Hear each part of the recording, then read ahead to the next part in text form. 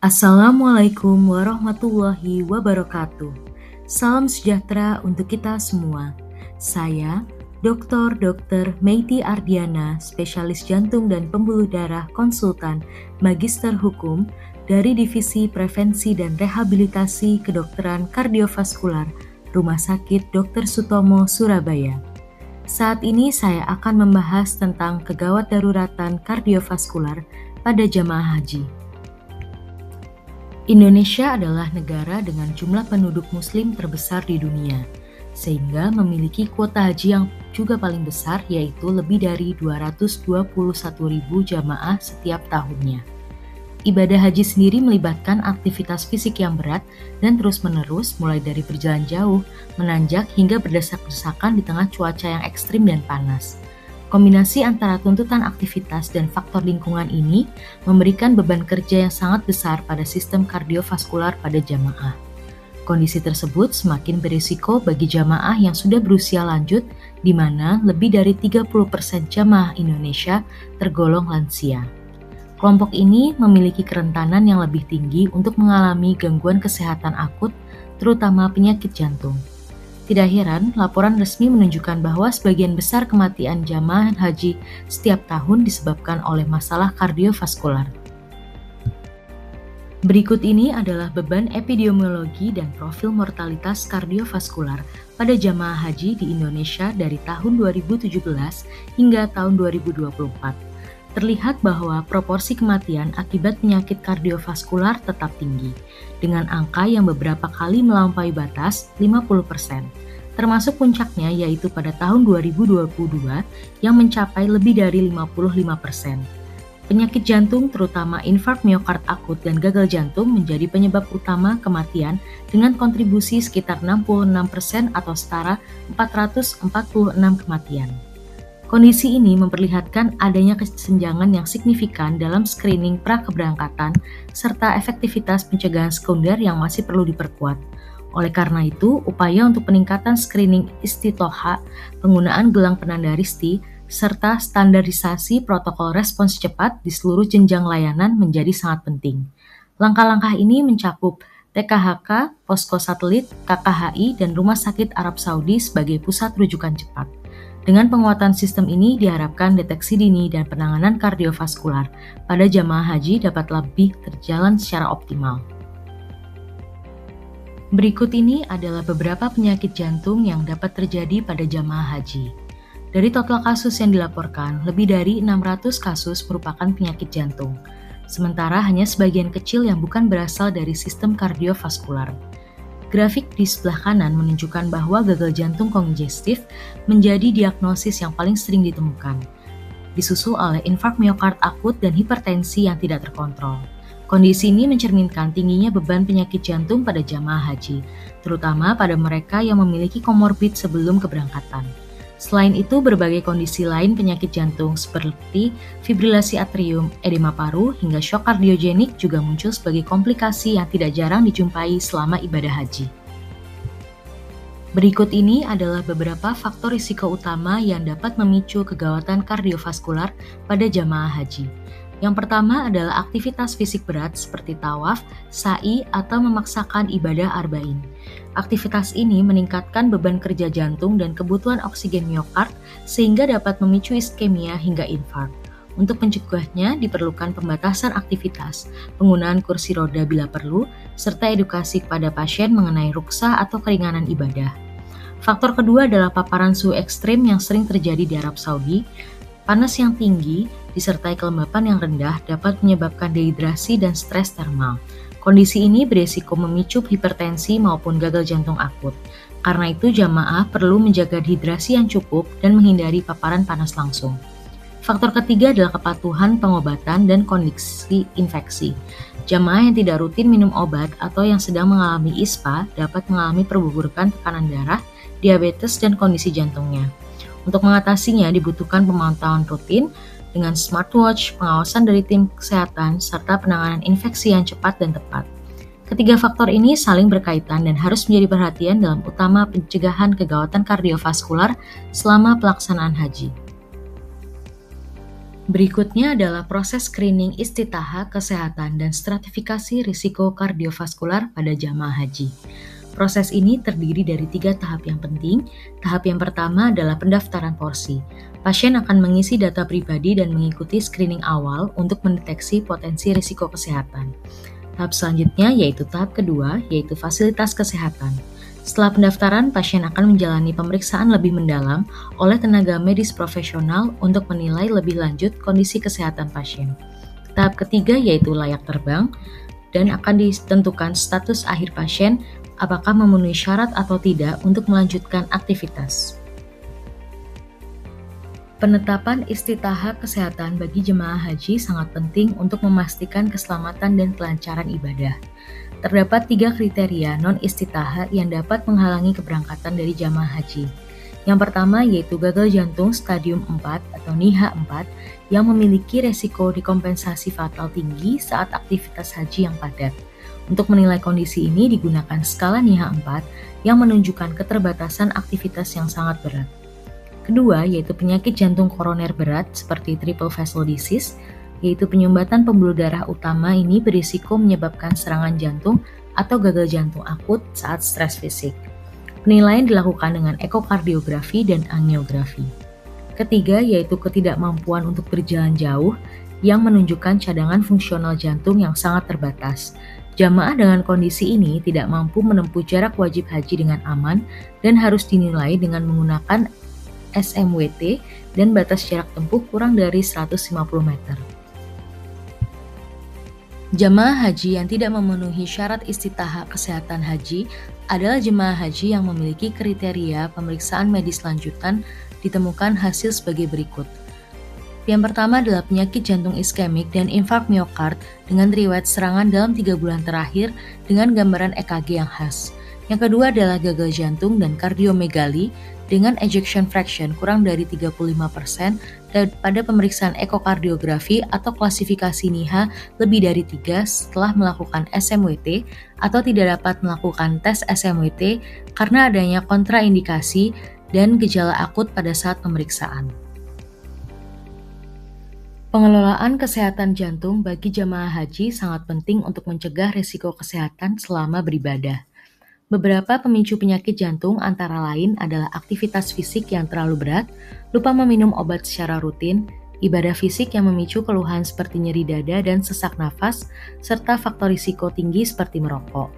Untuk pencegahan dan penanganannya, penting untuk banyak minum air putih, meminum obat rutin dengan tepat waktu, mengurangi aktivitas fisik yang berat, dan selalu melaporkan kondisi kesehatan kepada tenaga medis. Jemaah haji harus menjaga kesehatan jantung mereka agar ibadah dapat berjalan lancar dan aman. Kegawat daruratan jantung pada jemaah haji adalah kondisi yang perlu diwaspadai, terutama saat mengalami nyeri dada atau gejala lainnya. Pemeriksaan tekanan darah dan detak jantung secara rutin sangat penting untuk mendeteksi masalah sejak dini dan mencegah kondisi yang lebih serius. Segera laporkan keluhan kepada tenaga medis agar penanganan cepat dapat dilakukan. Struktur layanan kesehatan haji di Arab Saudi terdiri dari 3 lapis utama untuk memastikan jamaah haji mendapatkan pelayanan medis yang optimal. Lapisan pertama adalah TKHK yang bertugas untuk melakukan screening kesehatan dan pemantauan kondisi jemaah di pemondokan. Lapisan kedua adalah posko satelit yang berfungsi sebagai unit darurat untuk triase, stabilisasi awal, dan pemeriksaan EKG 12 lead untuk mendeteksi sindrom koroner akut. Lapisan terakhir atau yang ketiga adalah KKHI, yaitu pusat rujukan di kota Mekah, Madinah, dan Jeddah yang dilengkapi dengan dokter spesialis jantung dan dokter spesialis untuk kasus lainnya. Dengan sistem ini diharapkan layanan kesehatan bagi jemaah haji dapat berjalan dengan lancar dan efisien. Berikut ini adalah alur penanganan kegawat daruratan jantung pada sindrom koroner akut di pemondokan haji. Dimulai dengan gejala yang muncul pada jamaah seperti nyeri dada atau sesak nafas. Langkah pertama adalah mengidentifikasi gejala tersebut di pemondokan. Selanjutnya, tim medis dari KKHI atau ambulans akan dipanggil untuk memberikan penanganan awal. Ini melibatkan diagnosa dan stabilisasi pasien termasuk pemeriksaan EKG dan pemberian obat-obatan. Setelah itu akan ada keputusan mengenai rujukan apakah jemaah perlu dirujuk ke KKHI untuk perawatan lebih lanjut atau langsung ke rumah sakit untuk tindakan jantung yang lebih intensif. Proses ini memastikan penanganan yang cepat dan tepat demi keselamatan jemaah haji. Berikut ini adalah tata laksana sindrom koroner akut atau SKA, dimulai dengan identifikasi dini gejala pada pasien seperti nyeri dada dan sesak nafas. Petugas medis harus segera melakukan pemeriksaan awal. Langkah kedua adalah pemeriksaan EKG yang cepat yang dilakukan dalam waktu kurang dari 10 menit. Ambulans atau tim medis dari KKHI melakukan evakuasi dengan cepat dan pemeriksaan EKG untuk memastikan kondisi dari jamaah. Setelah itu, keputusan akan diambil terkait rujukan dan tindakan medis lebih lanjut, dan jika diperlukan, jamaah akan dirujuk ke rumah sakit untuk dilakukan tindakan reperfusi seperti PCI atau pemberian obat fibrinolitik. Sistem rujukan dan fasilitas kesehatan haji terbagi menjadi dua. Yang pertama adalah fasilitas lini pertama atau klinik sektor atau KKHI. Peran dari KKHI yaitu meliputi pertolongan pertama, stabilisasi dengan oksigenasi, obat-obatan intravena darurat, serta diagnosis awal seperti EKG dan pemeriksaan fisik. Namun, keterbatasannya adalah tidak adanya fasilitas diagnostik invasif atau perawatan intensif untuk kasus-kasus yang kompleks. Lapisan kedua adalah Rumah Sakit Rujukan Arab Saudi.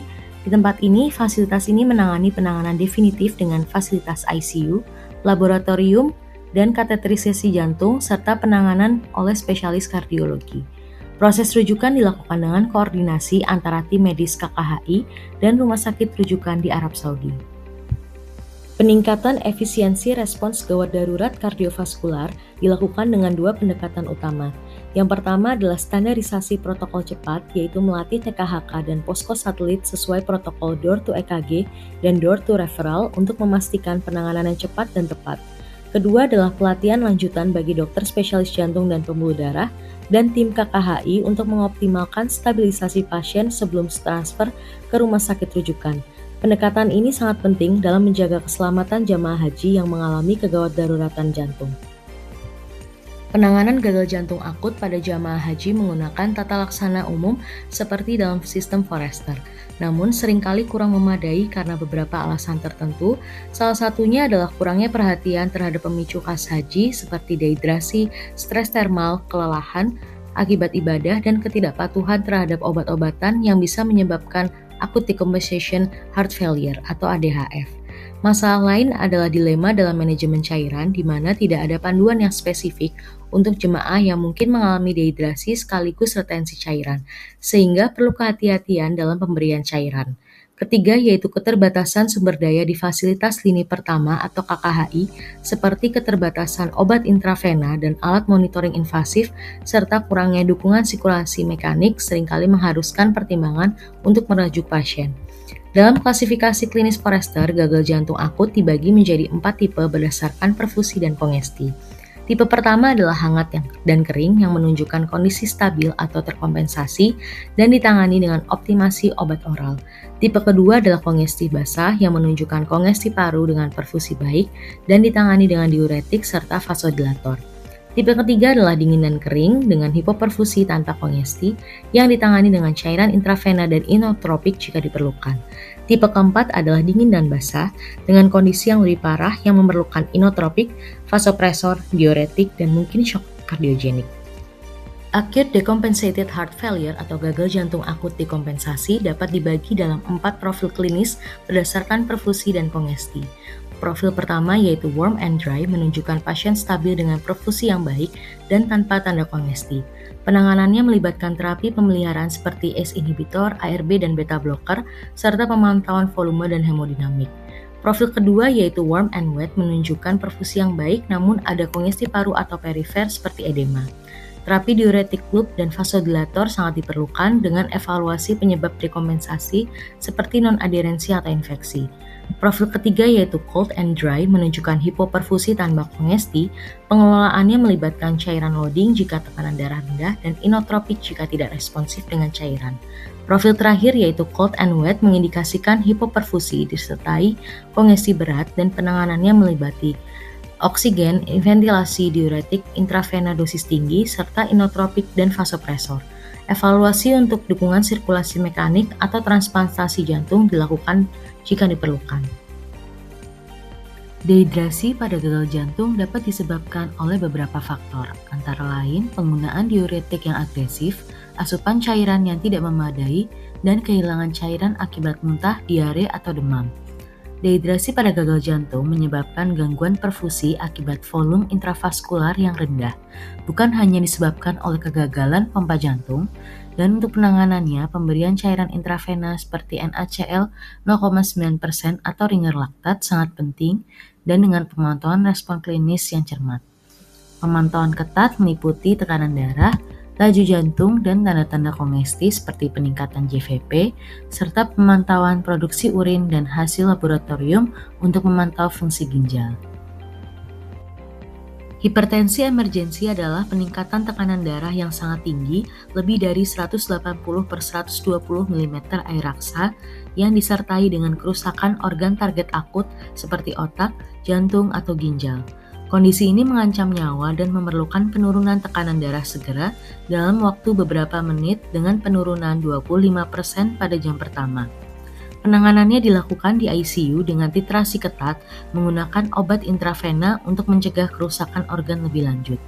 Sementara itu, hipertensi urgensi adalah peningkatan tekanan darah yang juga tinggi, namun tanpa bukti kerusakan organ target akut. Gejala biasanya lebih ringan seperti sakit kepala, pusing, atau cemas.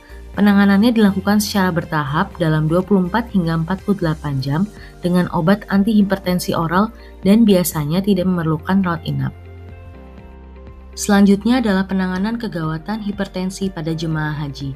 Yang pertama, kita membutuhkan triase yang cepat dan akurat. Segera bedakan antara hipertensi emergensi yang membutuhkan penanganan intravena dan rujukan segera dengan hipertensi urgensi yang dapat ditangani secara bertahap dengan obat oral. Kedua, kenali pemicu khas pada pasien haji. Waspadai dehidrasi akibat suhu yang ekstrim, ketidakpatuhan terhadap jadwal minum obat, serta kelelahan dan aktivitas fisik yang berlebihan juga dapat meningkatkan tekanan darah. Yang ketiga, pastikan penurunan tekanan darah terkontrol, hindari penurunan yang terlalu cepat dan drastis untuk mencegah hipoperfusi organ. Keempat, edukasi berkelanjutan tentang pentingnya kepatuhan minum obat, hidrasi yang cukup, dan menghindari aktivitas yang berisiko untuk menjaga kemampuan pasien untuk beribadah. Kegawat daruratan lingkungan yang mempengaruhi kardiovaskular. Jemaah haji sangat rentan terhadap perubahan suhu ekstrim dengan suhu lebih dari 41 hingga 50 derajat Celcius yang dapat memicu heat stroke, dehidrasi, dan stres thermal. Kondisi ini langsung memperburuk kondisi jantung. Selain itu, kelelahan fisik akibat ibadah yang intensif juga meningkatkan beban kerja jantung. Heat stroke dapat meningkatkan beban jantung melalui vasodilatasi yang menyebabkan hemokonsentrasi akibat dehidrasi, sehingga meningkatkan risiko serangan jantung dan takikardia, serta memperburuk kondisi pasien gagal jantung. Obat-obatan yang biasanya digunakan yaitu seperti diuretik dapat berinteraksi dengan kondisi dehidrasi atau suhu panas yang dapat memperburuk masalah kardiovaskular. Berikut ini adalah tata laksana kegawat daruratan lingkungan yang mempengaruhi kardiovaskular. Tujuan utama penanganan adalah menurunkan suhu inti tubuh di bawah 39 derajat Celcius dalam waktu 30 menit dan menstabilkan cairan serta elektrolit. Prinsip yang diterapkan adalah cool first, transport second. Pendinginan aktif menjadi langkah pertama dan metode yang paling efektif adalah imersi air es hingga suhu tubuh mencapai 39 derajat. Jika tidak memungkinkan, dapat digunakan evaporative cooling dan fanning dengan tambahan ruang teduh, oksigen, dan tanpa penggunaan antipiretik. Rehidrasi dilakukan dengan pemberian elektrolit secara oral jika pasien sadar, dan untuk pasien kritis diberikan NaCl 0,9% intravena sesuai dengan kondisi hemodinamik. Pada kasus gagal jantung atau gagal ginjal, pemantauan ketat terhadap kongesti dan diuresis juga sangat penting, serta koreksi elektrolit untuk menghindari hiponatremia akibat overhidrasi. Selain itu penting untuk memantau kondisi pasien secara kontinu termasuk suhu tubuh, tekanan darah, nadi, dan status neurologis untuk memastikan penanganan berjalan dengan baik dan akurat.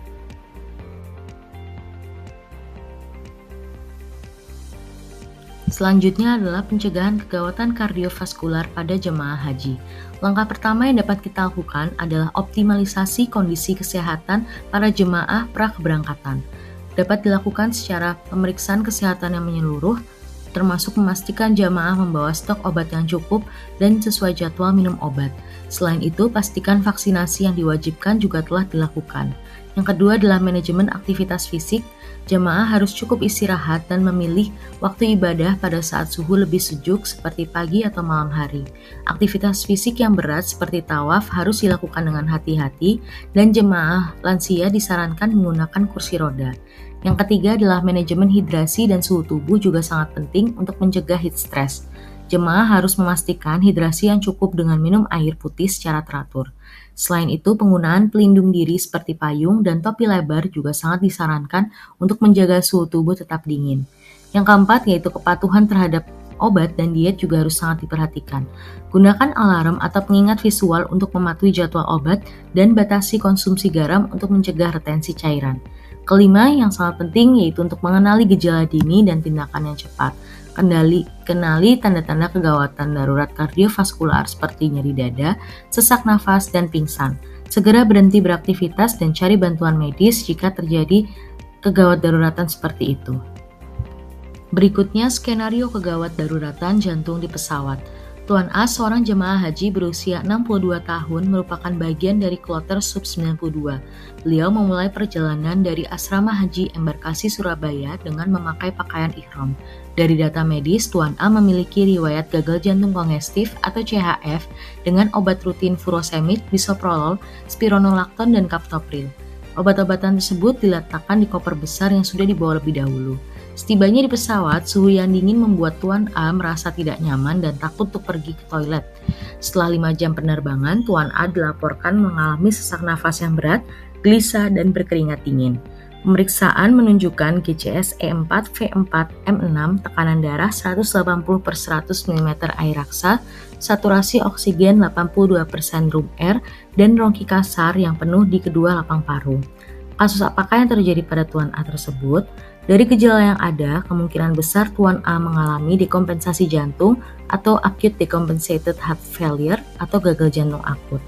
Sebagai tenaga kesehatan haji, tindakan yang harus dilakukan adalah memberikan oksigen, kontrol tekanan darah, serta mempertimbangkan pemberian diuretik sesuai kondisi, dan pemantauan ketat serta persiapan untuk penanganan medis lebih lanjut juga sangat penting karena kondisi pasien saat ini berada di dalam pesawat. Berikutnya adalah skenario kegawat daruratan jantung yang terjadi di hotel. Tuan K, usia 59 tahun, adalah ketua rombongan kloter Sub-7. Suatu hari, pasien saat mengambil jatah makan untuk anggotanya di lantai dasar hotel, tiba-tiba Tuan K terjatuh dan tidak sadarkan diri. Kejadian ini diketahui oleh jemaah yang kemudian menghubungi petugas kesehatan kloter. Setelah pemeriksaan, didapatkan GCS E1V1M1 yang menunjukkan bahwa Tuan K dalam kondisi sangat kritis. Tidak ada gerakan dinding dada dan tidak teraba nadi. Tidak ditemukan riwayat penyakit sebelumnya berdasarkan data dari manifest. Sebagai petugas kesehatan, langkah pertama yang harus dilakukan adalah memastikan pasien teraba nadi atau tidak dan memastikan kesadaran pasien, memastikan juga saluran napas terbuka dan memberikan resusitasi jantung dan paru atau CPR disertai kompresi dada yang tepat dan akurat, serta pemberian oksigenasi dan mempersiapkan alat untuk resusitasi jantung dan paru seperti AED. Kemudian sambil menghubungi fasilitas medis terdekat dan lakukan pemantauan dengan ketat dan segera merujuk pasien ke fasilitas medis terdekat. Berikutnya adalah skenario kegawat daruratan jantung saat ziarah. Tuan Z usia 45 tahun sedang mengikuti kegiatan ziarah di Gua Hiro. Saat itu cuaca sangat panas dan suhu menunjukkan 43 derajat Celcius. Saat akan kembali ke bis, tiba-tiba Tuan Z terjatuh. Kondisinya saat masih sadar, namun mengeluhkan badan lemas, keluar keringat dingin dan mengeluh nyeri dada berat hingga merintih. Petugas kesehatan kloter langsung menghampiri jemaah, lalu dilakukan pemeriksaan. Dari pemeriksaan didapatkan tekanan darah 80 per palpasi, heart rate 58 beat per menit, reguler, teraba lemah dengan akral dingin. Apakah yang terjadi pada pasien tersebut? Dari gejala yang ada, Tuan Z kemungkinan mengalami heat exhaustion atau serangan jantung ringan yang disertai dengan shock. Sebagai tenaga kesehatan, langkah pertama yang perlu dilakukan yaitu memberikan cairan oral jika pasien sadar, memindahkan pasien ke tempat teduh, dan melakukan pemantauan ketat terhadap kondisi jantung dan tekanan darah. Jika kondisi memburuk, segera lakukan resusitasi dan bawa pasien ke fasilitas medis yang terdekat. Demikian presentasi dari saya. Terima kasih atas perhatiannya. Wassalamualaikum warahmatullahi wabarakatuh.